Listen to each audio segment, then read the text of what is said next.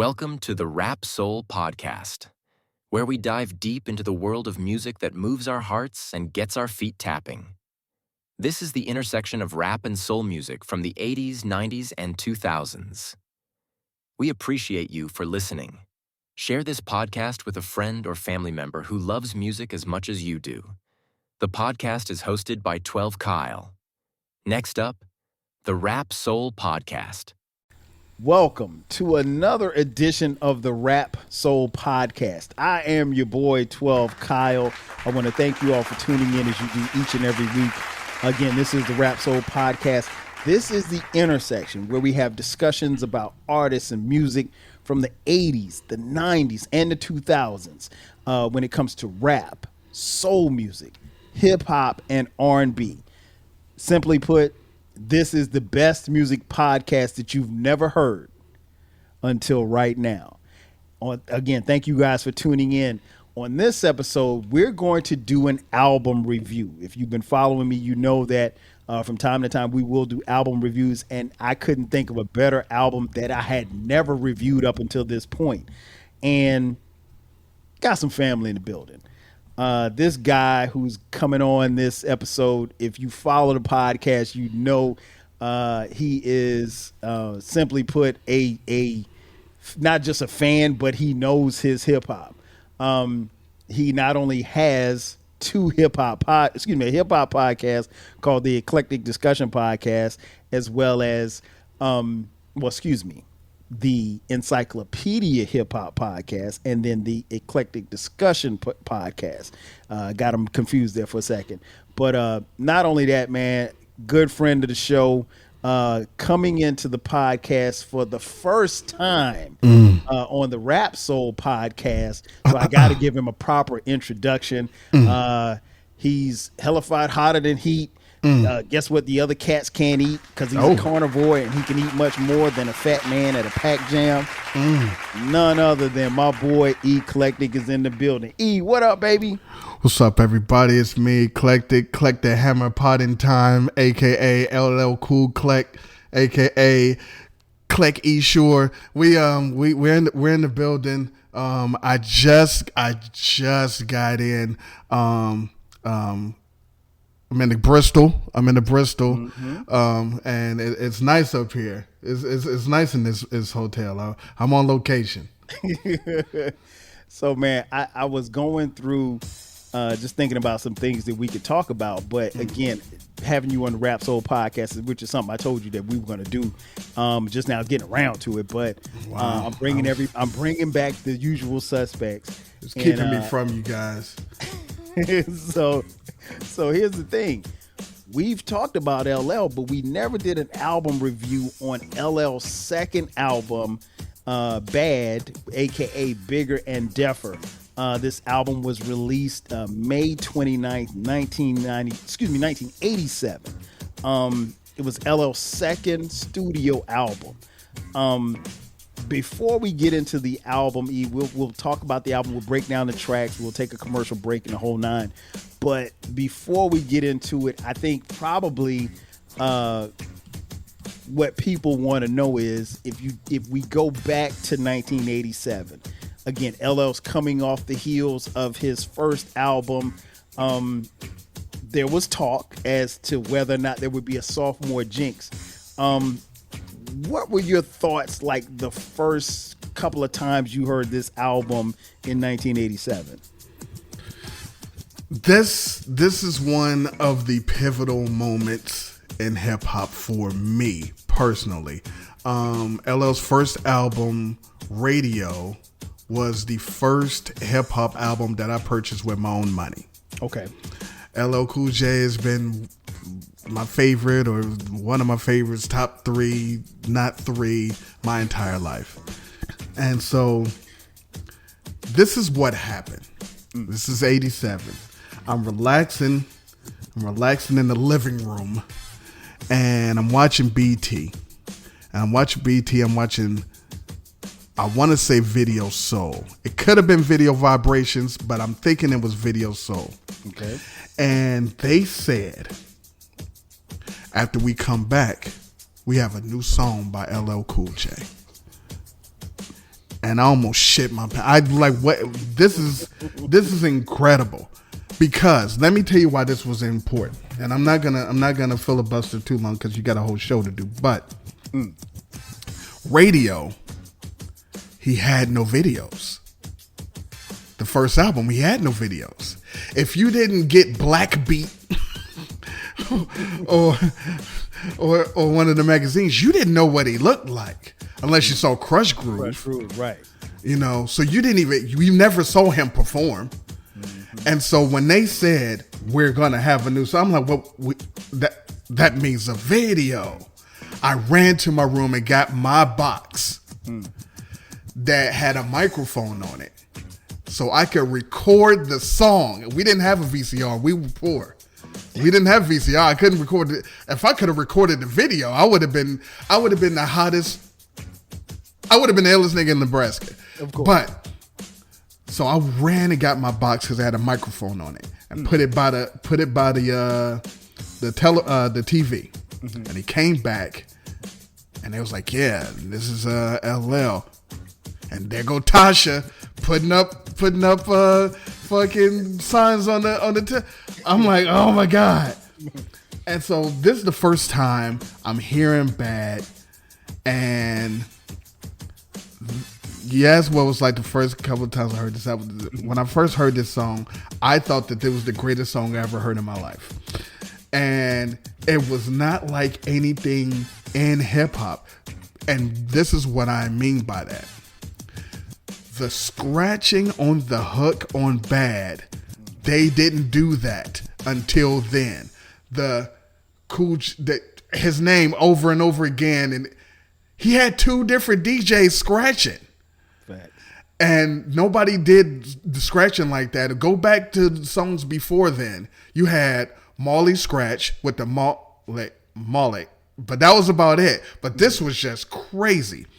And so And the best thing I could tell you is this is what happened. The next day, I had to go to school. And I could not talk about anything but this. And none of my friends saw it. Oh, wow. I was like, yo, it was like, what? I was like, it was called Bad, and he had Cut Creator and Kamikaze. They're like, what's a Kamikaze? I'm like, I don't know. I said, it did Tasha, and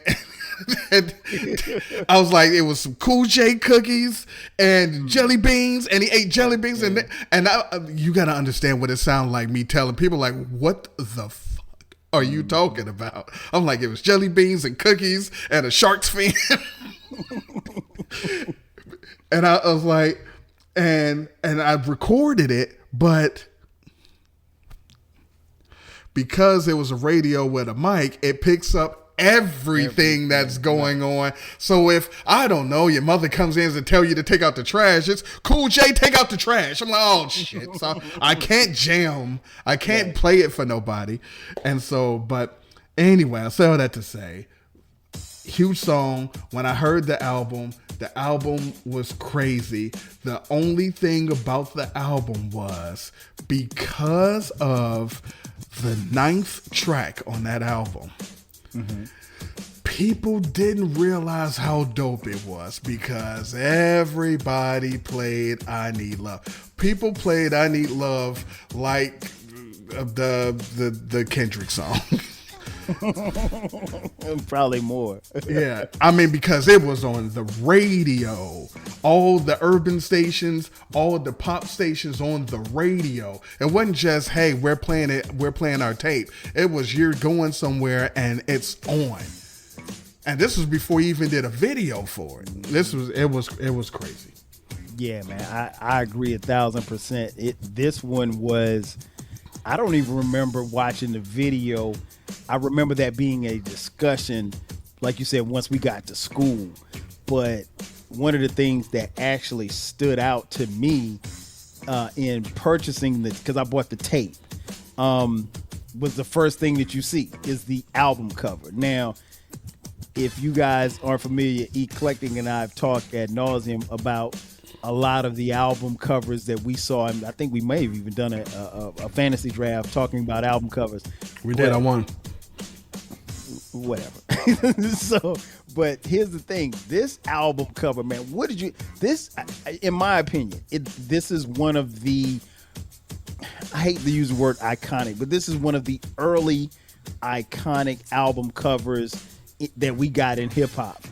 He's standing on I think it's a Benz. Yeah. He's got on Air Jordans, which weren't cheap at all, and he is standing there like a fly b-boy. What did you think about the album cover? Now I'm gonna tell you this. Now this is two things. Thing one, I said it was the first. His first album, Radio, was the first one that I ever bought, and part of the reason why I bought that album was because of the cover. The cover was a big ass box, and then when you flip it over, he had on Jordans. And he brought Jordans to hip hop, by the way, everybody. He's the GOAT for multiple reasons. But he had the Jordans on his first album, and what is it? Was it 357? Cool sporting Air Jordans, and I'm off the. He's the first one to say he's rocking Air Jordans and a hip hop. Listen, I could go on and on why he's the GOAT, but anyway. But as far as this album cover, I thought on the cover that those were the Iceland troops. I thought those was the red, white, and black troops. Okay. So, because he was also the only one that had his own troop. He had the LL Cool J troops. He did. And so, but the cover was crazy. He always has different type of covers.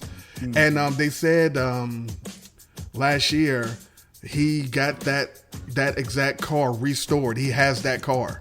Wow. And so when he did the video with Eminem, that's the actual car. When they redid the cover, that's the car. Yeah. Wow. That's amazing, man.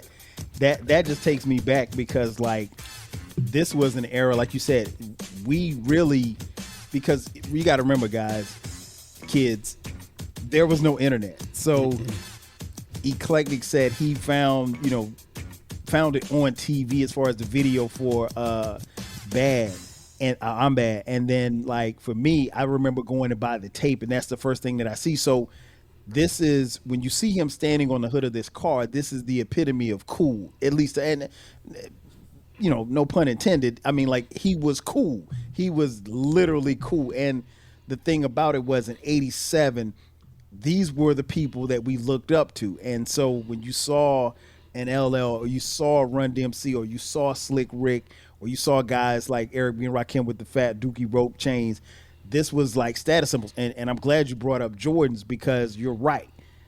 At least to my knowledge, I don't ever remember anybody mentioning Jordans in a song up until that point. And this is, again, 87. Jordan came into the league in 84. By this time, the Air Jordan shoe is a status symbol. If you have those Air Jordan shoes that I think probably cost about $75 at the time, which was a lot of money back then, you were saying something. And so you got to remember, Dougie Fresh, what were they talking about? Bally's. What was Run DMC talking about? Adidas. For LL to shout out Jordans, like you said, that's a status symbol. Yeah. And so he goes from his first album, and I'm glad you made the point about, not having a video. So if you didn't see him in Crush Groove, you don't know, you've heard these songs, but you don't know what he looks like. And he comes out with the first song, and that's I'm Bad, and there's a video for it. The song was released on June 13th, 1987. Real quick. No, go ahead. And this is not a flex, but LL actually told me on Twitter, we talked on Twitter, that the reason why he didn't have a video for Radio on the Radio album is because they were going to do it, but he overslept. And he overslept, and Russell Simmons got mad at him and said, "All right, fuck it then. You're not going to do a video." and he didn't have a video. So that's really why. So, and this is true, because I did see that tweet. I did. Yeah. You shared it with me. I did see that tweet. So no, there's not. You ain't flexing on everybody like that. And the only thing that I can think of before Well, he rocked the Jordans on Radio, which came out in '84. Mm-hmm. After that, the only really mention of Jordan was they mentioned Jordan on Basketball by Curtis Blow. They said that he had all those points and he was cool. And Scorpio had that song "Go Michael Air Jordan," and I remember that. Yeah, Scorpio, that came out in '86. Okay. And the only reason why I remember why, I mean, I had it. I still have the song, but it was a 12-inch, and on the other side, back in the day when you did a 12-inch, you used to have a dub version of the song or an instrumental. Facts. And the instrumental on the B side was called Basket Beats. And that's only, I just remember that. It was, so anyway. You, man. Yeah, but go ahead. Only the Encyclopedia Hip Hop will remember that. I tell you what, man, let's take a commercial break. And on the other side of the break, we will break down the songs from this album. I'm going to pick E's brain. And before we get off the podcast, E is going to score this album. He's going to tell us how many mics he give it in 2025 at the time of this recording. So sit tight. We'll be back in just a second. If you want a podcast where culture, conversation, and life collide, where you get insightful commentary, engaging discussions, and a fresh perspective on everything, then you need to listen to the 12 Kyle podcast. Hosted by the one and only, yours truly, 12 Kyle, a voice that you know and trust. This podcast will bring you thought-provoking moments, compelling stories, and a whole lot of fun. Whether you're a first-time listener or just tuning in, each episode promises to be something new and exciting. So sit back, relax, join 12 Kyle, myself, and my guests as we break down the world around us and give you stories that you've never heard before. From nostalgic throwbacks to everything in between, the 12 Kyle podcast is a front row seat to this conversation. Subscribe now and never miss an episode of the 12 Kyle podcast, where the vibe is always real and the discussion is always worth your time. Are you feeling nostalgic for the golden eras of rap and soul music? If so, tune in to the Rap Soul podcast. We are your weekly journey through the 80s, 90s, and 2000s, spotlighting the music and the hidden gems that shape the soundtrack of our lives. From the powerful beats to the soulful melodies, we bring you the best of the past with fresh insights and stories. Rediscover the music that defined a generation. Subscribe to the Rap Soul podcast and enjoy the vibes. And just like that, we are back. Once again, it's your boy 12 Kyle. This is the Rap Soul podcast. And I got my man Eclectic in the building. And we are talking about Bigger and Deffer, the second studio album from James Todd Smith, a.k.a. LL Cool J. Both of us are big fans. One of us seems to call him the GOAT, but that's not me. But nonetheless, when you start talking about the albums in LL's discography, obviously there was no sophomore jinx here. So as I mentioned before the break, the album starts off with I'm Bad. He also shot a video where Tasha gets kidnapped after. Oh man, not Tasha.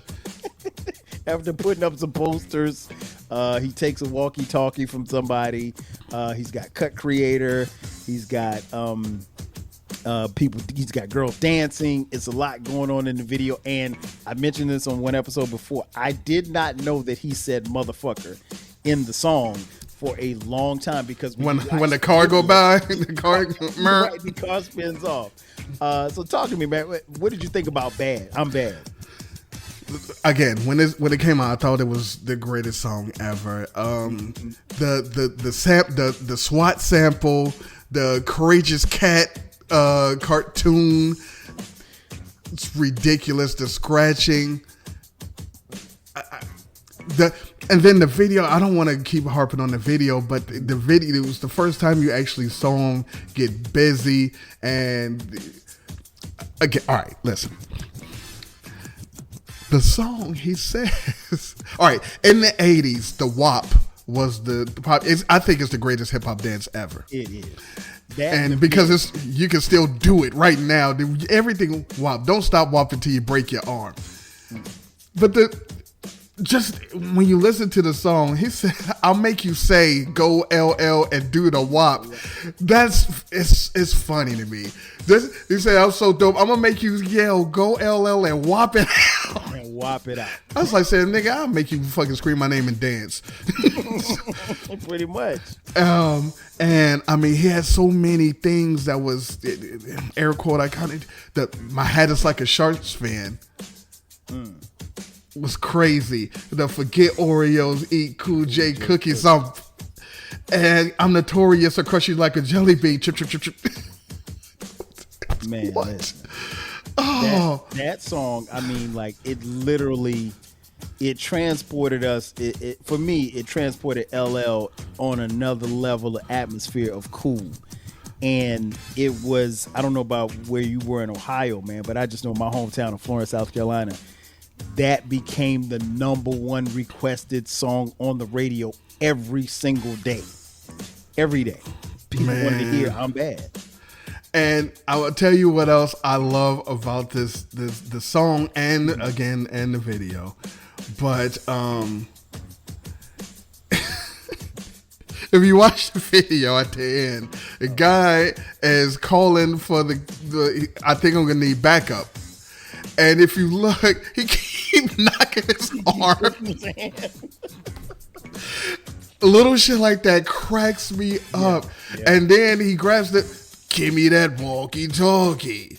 And when he ends the thing, I'm bad, you hear the walkie-talkie hang up.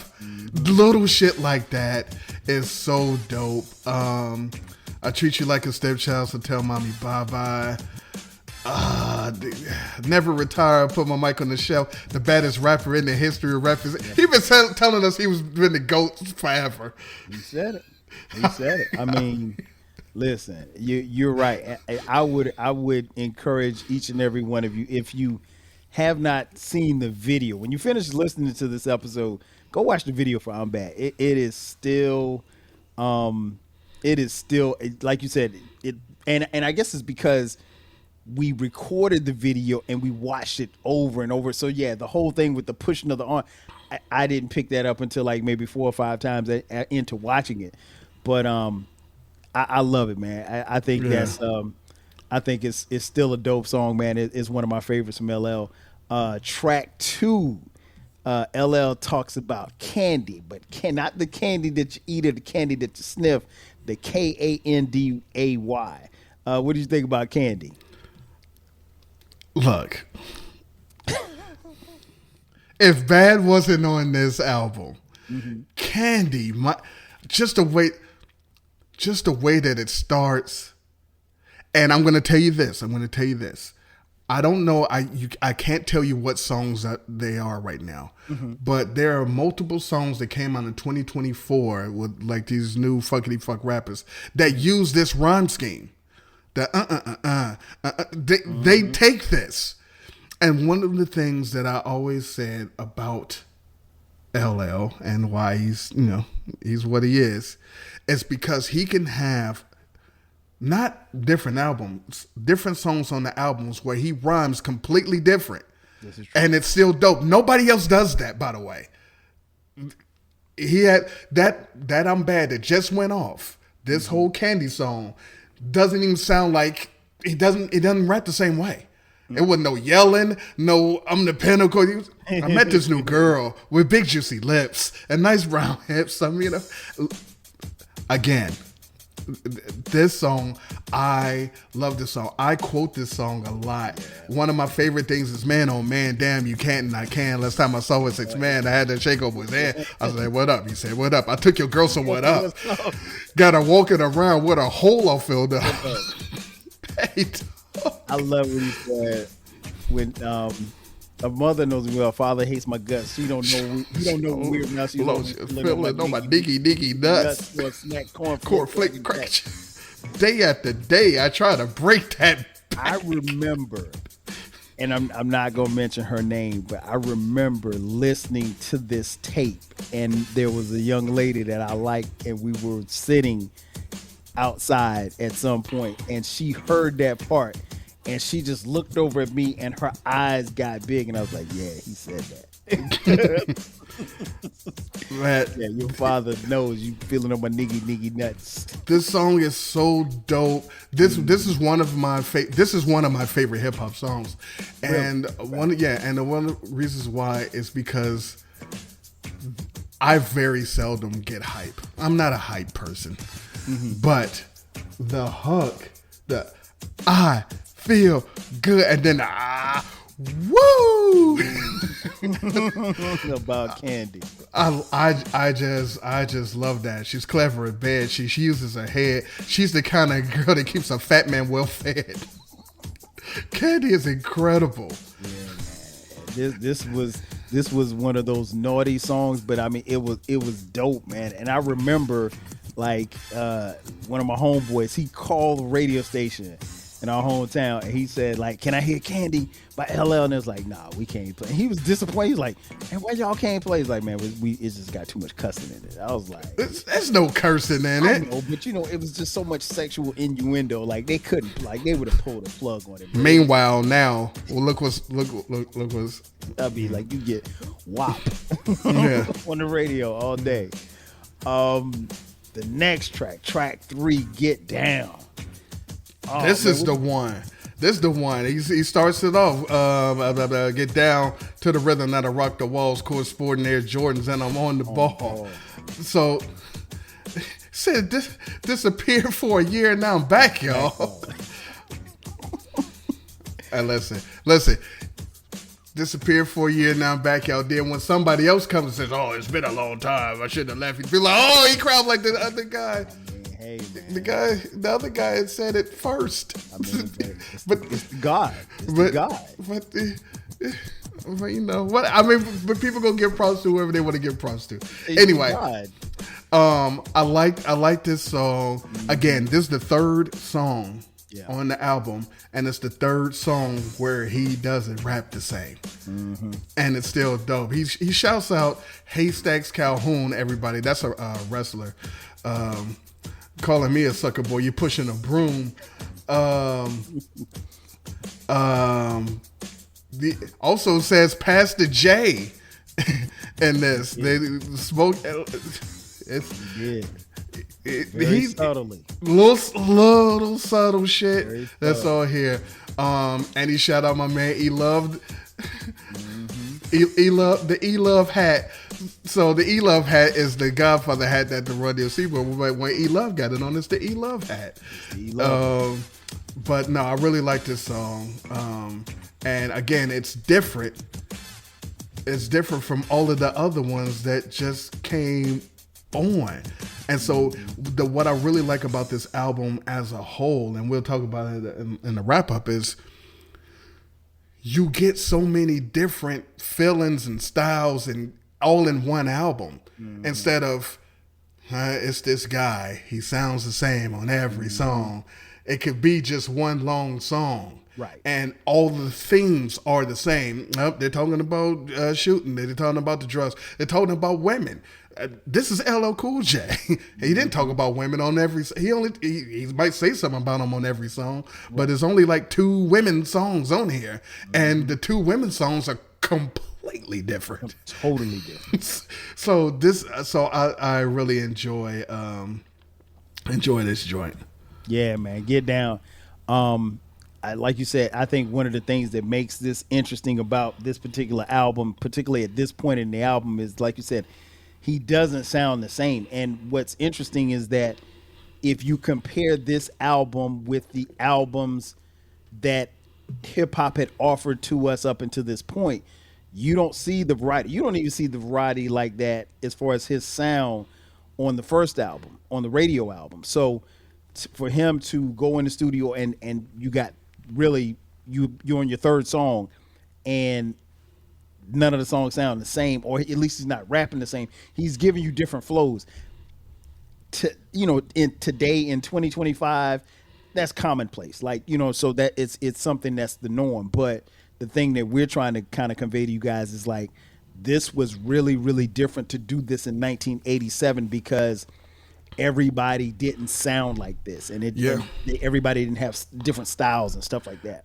And on top of that, even if it's quasi commonplace now to do a kind of different styles, the difference is now they'll give you a different cadence or a different type of flow, but they're talking about the exact same thing. What I feel, and I don't know James, but what I feel he does is he comes up with whatever he's going to rap about, whatever the concept is, and he tailors the flow to that. Like, I'm going to rap about this. So when we get to the next, I know a fat girl. She wears an orange skirt. That don't sound like nothing like, aw, or I met this new girl. It's nothing like that. Nothing like it. Nothing like it. And it's about a hotel. The other one was about him being better than everybody. The other one's about this girl that he know. And the other one was just like, hell, let's party. Right. It's 4 different types of songs, 4 different flows, 4 different type of beats, but it's all cohesive by one person. Very much so. Very much so cohesive. Like you mentioned, track 4, the Bristol Hotel, kind of like an early call and response, a funny joint. Like, this is not, it's not a serious song, but he's still having fun, and it's quintessential LL, I think. Shooting the shit, having a good time on a record. I really like the Bristol Hotel. Track 5, My Rhyme Ain't Done. Oh, what you got on this one, E? Again, not like the 4 predecessors. Not to mention the fat girl in the orange skirt took food stamps, which is crazy. I mean, she needed it.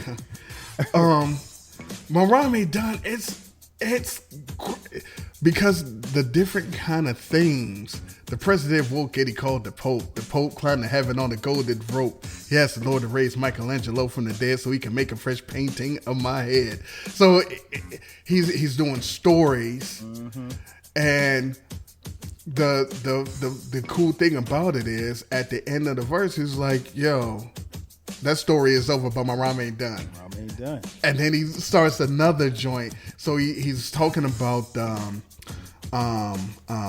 suits and of cards, 52 cards, and then he goes to the center of the earth and met skeezers, right. and then he woke up in the world of cartoons where He-Man was gonna beat him up because he thought they didn't look like Donald Duck. He hung out with Spider-Man. Charlie Brown started a band. Tom and Jerry was told Snoopy not to rap. Right. And then the last verse, he did some history stuff. He went to he met Sitting Bull, and they had a peace pipe, and he thought it was tobacco, and it was cess. And then he went to the Honeymooners, a TV show, kids, that came out in the 50s.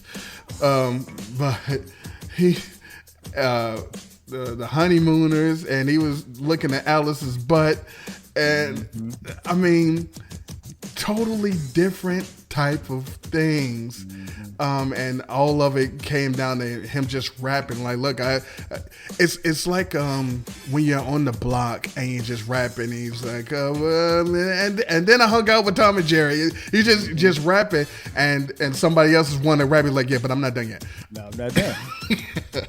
And that's one of the things that I love about this particular song, man, because like he gives you different verses and he gives you different flows, and it's still in good fun. But I mean, like, to me, I think this is where LL lyrically starts to separate it. Well, not just in this particular song, but this album where he's separating himself from his contemporaries.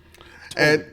And there's no hook. There's no chorus. It was just, I mean, the hook is that story is over, but my rhyme ain't done. He just keeps rapping, and then at the end, the story is over and the rhyme is done. Which is a great way to end the song. Then the next track 6, 357, Break It On Down. This is, at the time this this is one of my favorites. One of my favorites on the album. What did you think about this one? I thought this is probably the most, maybe the second most underrated song on the album.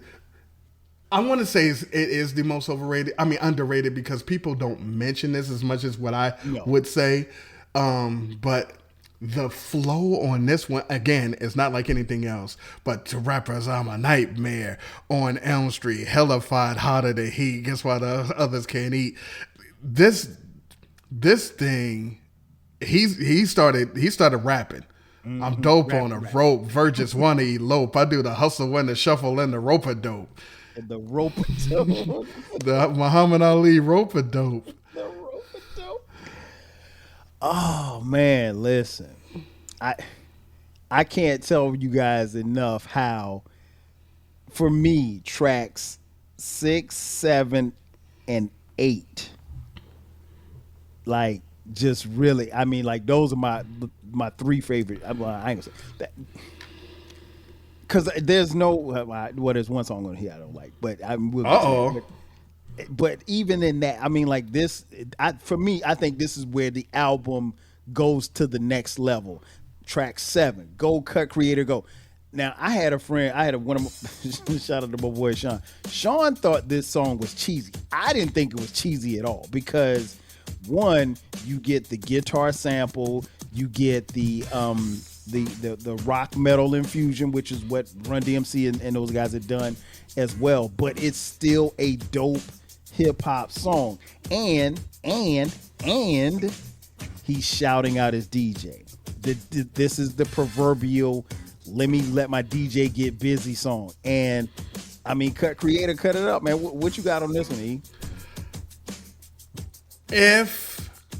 When this came out, this was my least favorite song. Really? It was my favorite. I thought that, to quote one of my favorite Tom and Jerry cartoons, I thought, boy, are you corny. I thought this was so, I didn't need the I was like, I don't want this. But I liked everything else. I liked the cut. I want to cut. And it was go, cut. I loved everything else except for the guitar.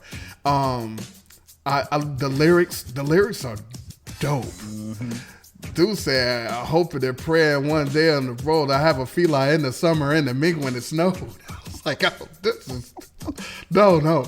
I liked but if I had to pick a song, I'm like, man, don't have that guitar. Because this is, even though the whole album is full of different, various, this is definitely different than the first songs. Yes. But this is the one song that I feel did not fit the theme of the entire album. Fair. And so, but I still listen to it and still be like, yeah, go. There you go. So like I can't be like, nah, that's a skip. I'm like, nah. See, you said all of that to say I'm still gonna play it. But I thought it was corn, beef, hash. Like, so my boy Sean swore up and down, like he's like, man, I ain't really feeling that, man. You like it. I was like, I think it's dope. I love the guitar. I love the Goldcutt Creator. I love the scratching.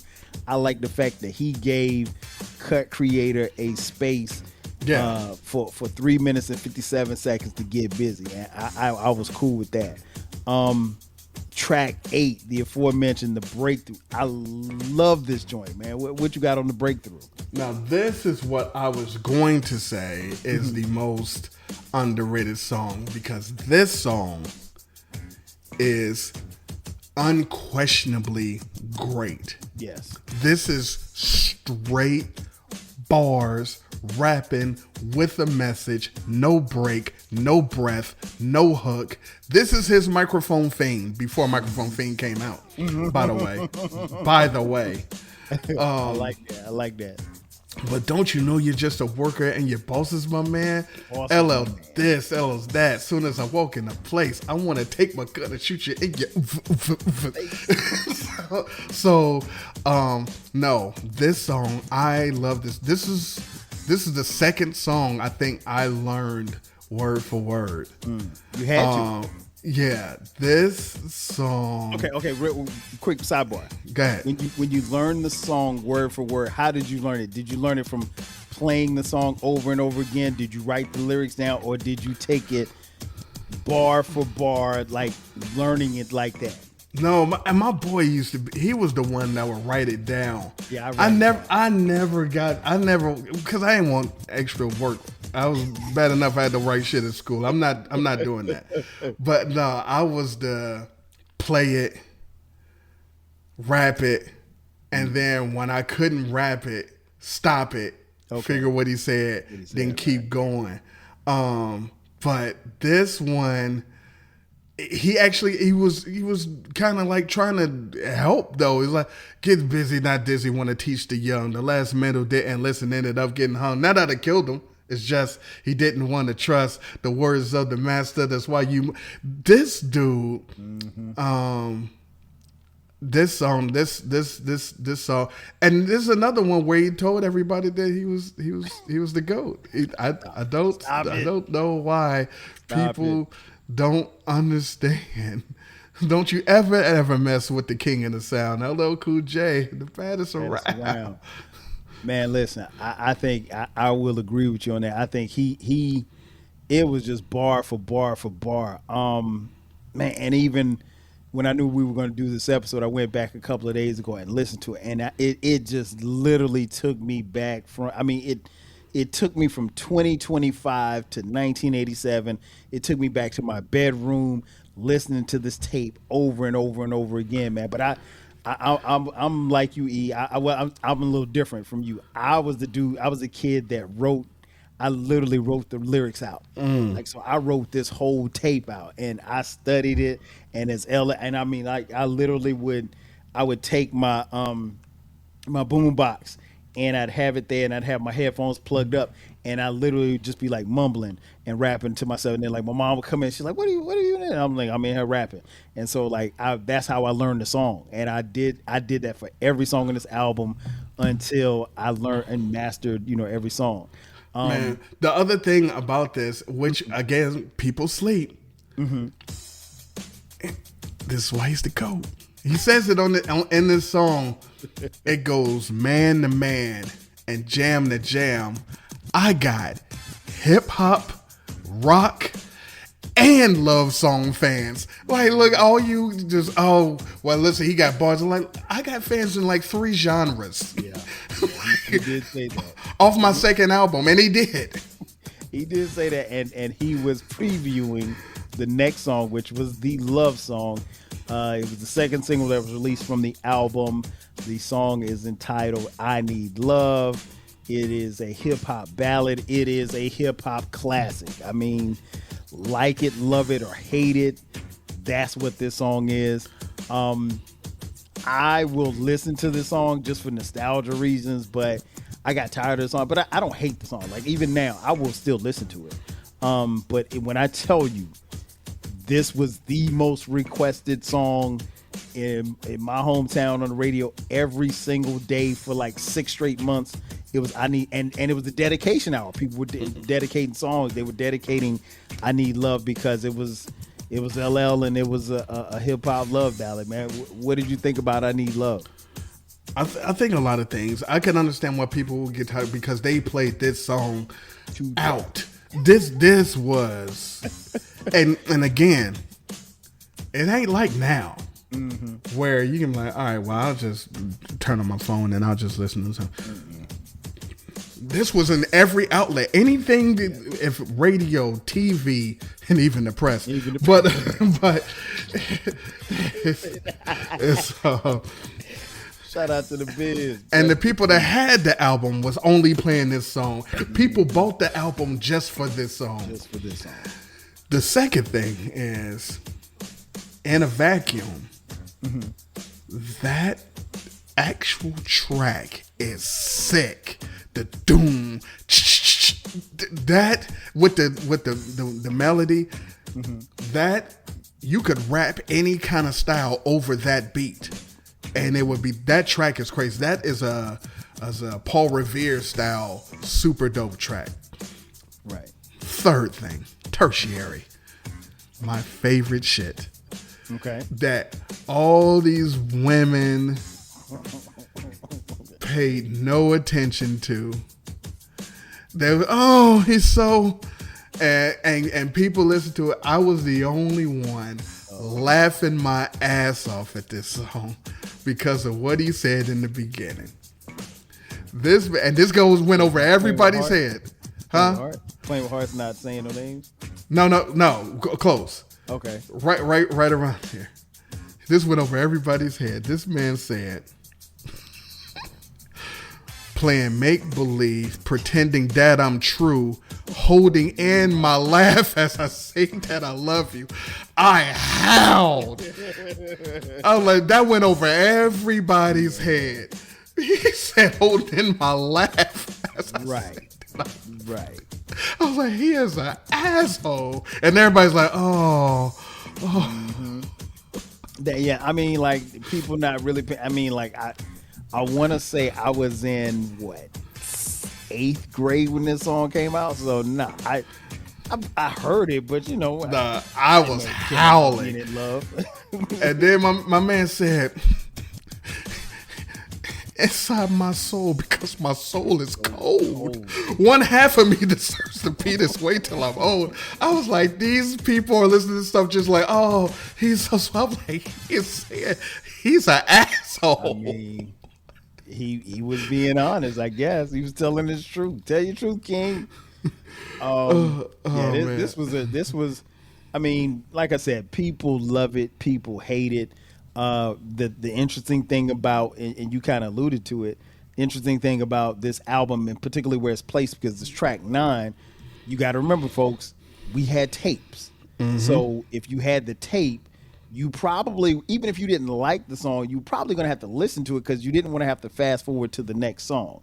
There was no CDs. There was no something where you could, just really press fast forward and get to it. I mean, you could try to fast forward through your tape, but most people would just kind of sit through it. Track 10 was the only song on this album that I did not particularly care for, E. Let's get it. What you got in that one? I'm the ladies love legend and leather, long and lean, and I don't wear pleather. Last of the red hot loving MCs, looking for a little. That's what. Nah. The only thing, there's only one part in this song that you can't. Listen, this was 87. Right. He had a theme. He was using all of the L's. He was giving us all of the L's, and it's just one thing he said in here that I even like when I'm rewrapping the song, like, oh. Uh-oh. So in the song, he say, I am loose with the ladies, loud like a ref. When I die, there will be no lovers left. And then the next word he said, I'm the little girl like her. Yeah, you know what? I didn't catch that in like a couple of days. Like, I get what he was doing. He was using the L's and himself. You can't say little girl like you can't. They'll get you out of the paint for that shit. As fuck. But it's like, I get what he's doing. He's like, L after L ever since the intro. I'll be give you all of the L's. And then when Kool Moe Dee tried to do it, it was like, oh, he got him. Like, he just copied what he did on the. I mean, same thing. I'm like, what? He didn't come up with anything. Right. But yeah, because he was like, because ladies know my bass is low, rocking L after L ever since the intro. Liberace couldn't rock it on the long-legged pro, 2 legs with not 4 like lousy. I don't eat Alpo. Don't eat Alpo. Come on. How do you not like Let's Get Ill? You know what? I think it's the hook. I really think it's the hook for me. Oh, nah. Let's Get Ill. It just never stuck with me, man. It just never. And even going back to it, I listened to it, but I was like, I see why I didn't like it. I love that song. Now the next song, man, is one of, man, listen, the Doo Wop. I love the Doo Wop, man. That when I tell you, like, one of the things, and we talked about it a little earlier, but I want to hammer home the point, like, there's so many different flows and there's so many different beats and styles that is on this album. People weren't mixing things up like this. I mean, even, and I'm not going to compare LL to Run DMC, but if you listen to Run DMC's second album, each song, you know, while they're rapping about different, they're not changing a whole bunch of styles or anything. Like, it's pretty much, you got a template and they stick to the template. And there's no diss on Run DMC because Curtis Blow did the same thing. You know, a lot of people at that time were doing the same thing. So for LL to come and on his second album really test this, which we really didn't hear a lot, I think says a lot about LL and the people that he worked with. But I love the Doo Wop. I mean, like, that was one of my favorite. I think it's the perfect way to close the last full song of the album. What you got on the Doo Wop? Here's the thing. I think. All right. Okay. So on the Encyclopedia Hip Hop podcast, I'm counting down the top 50, whatever, story rhymes. This came in at, I want to say 3 or 4. Yeah, something like that. Yeah. I wanted to put it higher, but I couldn't because of what else is on the list. Facts. I think that this is one of the greatest story rhymes in hip hop history. I think it is the second most complete hip hop stories ever made. I think this is probably the second best song on this album. Okay. I cannot say more good things about this song. He wakes up, goes through his whole day, and spoiler alert, it never happened. Never happened. I mean, when you gonna let me taste your tongue? That got me. No. What got me that I still laugh at now. Ladies and gentlemen, he is talking about him waking up in the morning, getting ready for his day. This man said,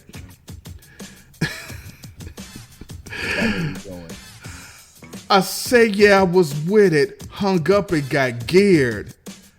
Got a magnifying glass, then I brushed my beard. Because you know that man don't have no fucking facial hair. Right. That flew over my head when I was younger. He said, I got a magnifying glass, then I brushed my beard. I remember hearing that, dying. Because when this came out, I had nothing either. Oh, yeah. Like I said, I was in 8th grade. I was in 8th grade. I had no mustache, no nothing. A magnifying glass. That joint, that and the illest pickup line that I heard, he said, no need to rehearse. Then I made my approach. Said, you got a good team, girl, but you need a new coach. I was like, yo, you got a good team, but you need a new coach. Yeah, man, this song is incredible. Yeah, man. Yeah. And then the album ends with On the Ill Tip, the skit. Joke's on you. Another album. We did it again. Take that. That's my part. My man said, take that. Oh, man. This album, 45 minutes and 13. This doesn't feel like a 45-minute album, first and foremost. Let me be honest. It flows. It flows. I got back, and this happens a lot especially when I go back to music that I don't like frequent often. But man, this album, it felt good to go back and listen to this one, man. It just, like I said, it transported me back to my room and the boom box and just sitting there just listening, and my notebook, because again, this was one of the few albums I remember writing every single song, man. I had to have it. So yeah, this was in my the Spotify rap. I listened to this. This is one of the top albums I listened to last year. So it's not Spotify Wrapped. Yeah, this is Wow. Yeah, I listen to this album often. So That's saying something. It was in my top like 5 albums listened to in 2024. Now that's saying something. That lets you know that this man has not left this album No, at all. No, I haven't left this era. Oh man. So before we get out of here, man, I gotta get your take, man. We talk about it from time to time. Everybody knows the Source magazine would rank albums and give them the mics. I'm pretty sure the Source either was not out just yet or they did not rank this album when it came out. It wasn't a part of the regrade. Okay. It may have been, but I think the regrades were so bad that I never really paid attention to them. Like, because I mean, the thing is, if you gave an album 4 mics when you originally scored it, and then you come back and say it's a 5 mic album, you're trying to sell magazines. Oh, how dare you, young so man. You know the Source is on some bullshit. I mean, like, bro, Lil Kim got a 5 mic album. The Notorious K.I.M., the seminal hip-hop classic? I mean, Kanye wasn't the Notorious K.I.M. and your Spotify Wrapped? No, it was not. Never. My bad. Kanye got 5 mics, Bun B, and I love Bun B, but Trill was not a 5 mic. But I digress. Yeah, please digress. Stop it. Shout out to the great Bun B. So how many mics do I rep on the daily? Yeah.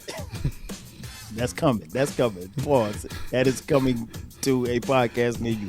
How many mics? That actually is a segue for a segment that I'm going to have. It's called How Many Mics? So yeah. How many mics are you giving Bigger and Deffer in 2025? In 2025,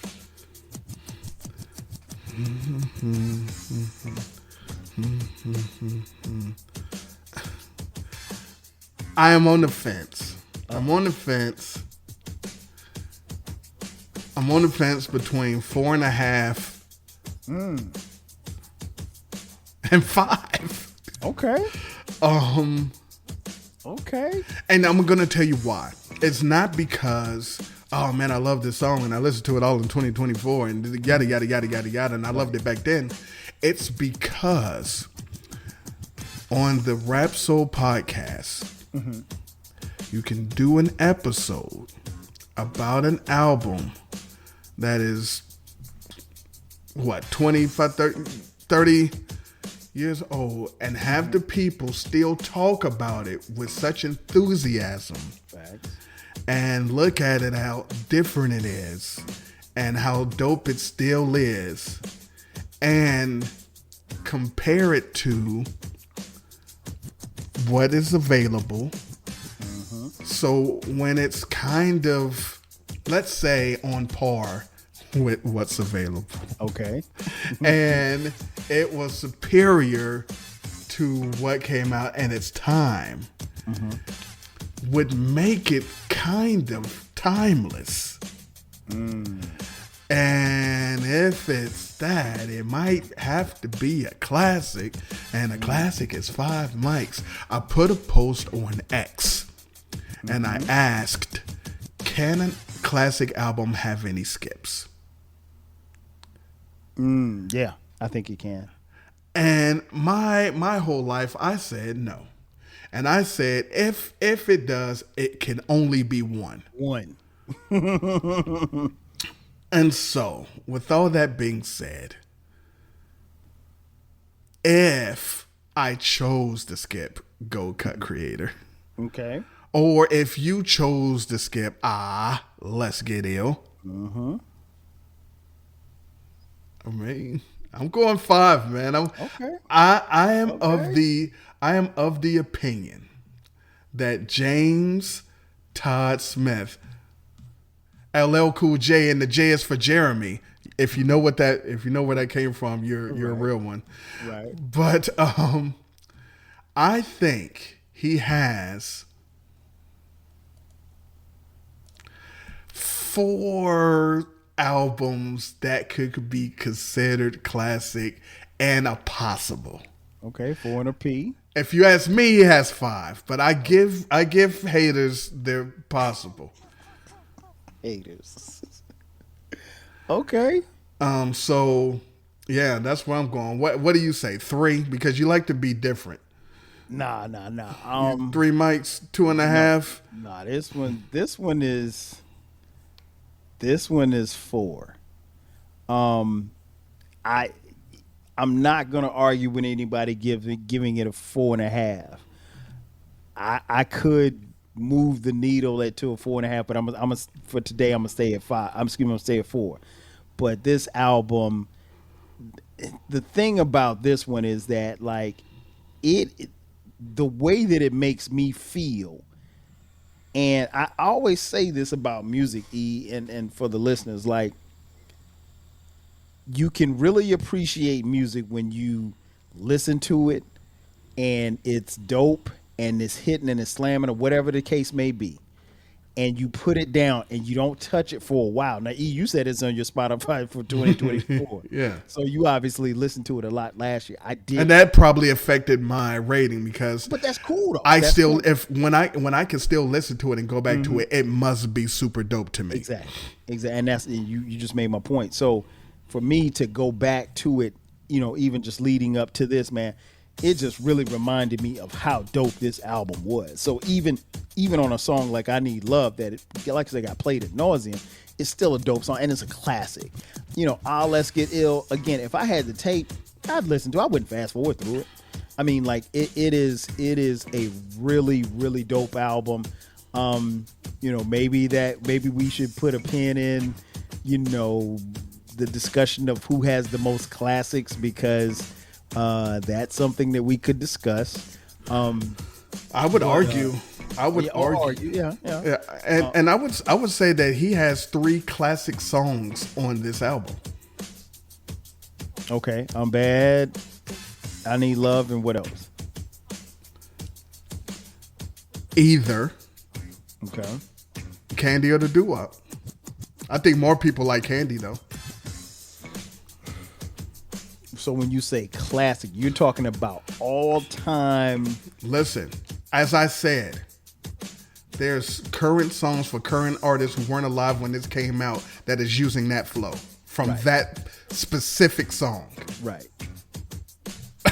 I don't know what else. I don't know what else to say. You get no argument. I don't know that I would say. I mean, I Need Love is a classic, hands down. Yeah. And Bad is a classic. Bad is a top 5 hip hop song all time for me. For you, right? Okay, Yeah. Okay, that's fair. Yeah. I mean, like I said, even in that's a discussion, and I recently had, actually, what episode was that? I did an episode on the Rap Soul podcast, and it was, I gotta go back and find it, but it was, it wasn't LL's fault. It was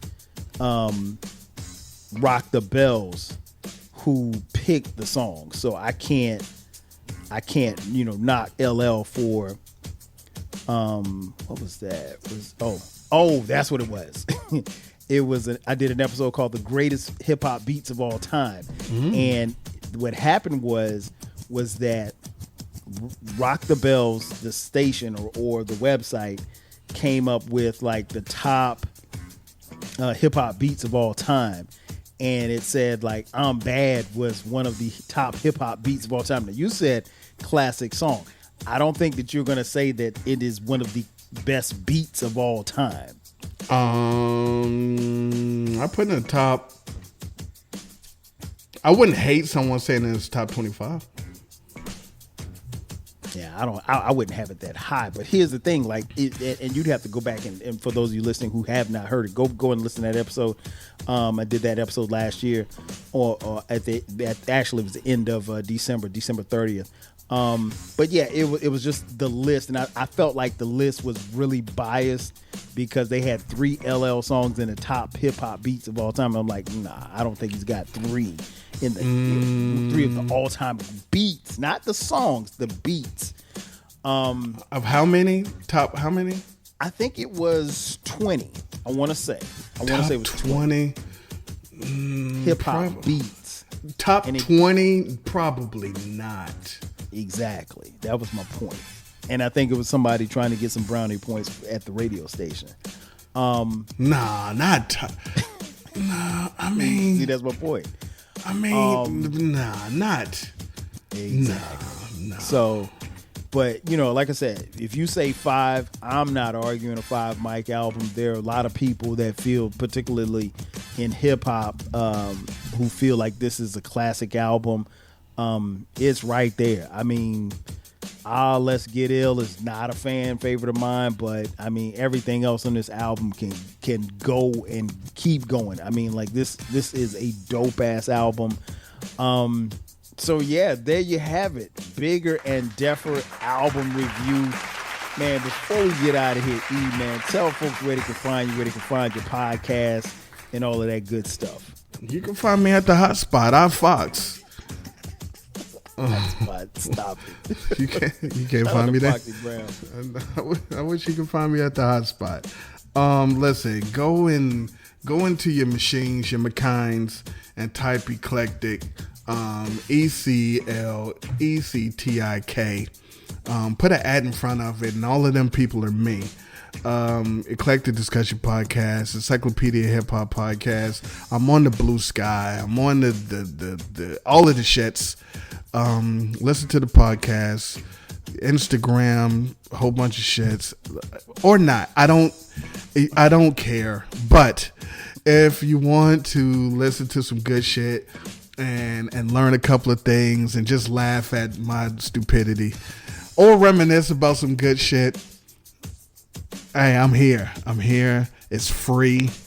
You can binge it. A lot of the episodes are under half an hour, 15 minutes, 10 minutes. You can listen about 4 or 5 and a half an hour. I mean, listen, just come hang out. Mm-hmm. Yeah, man.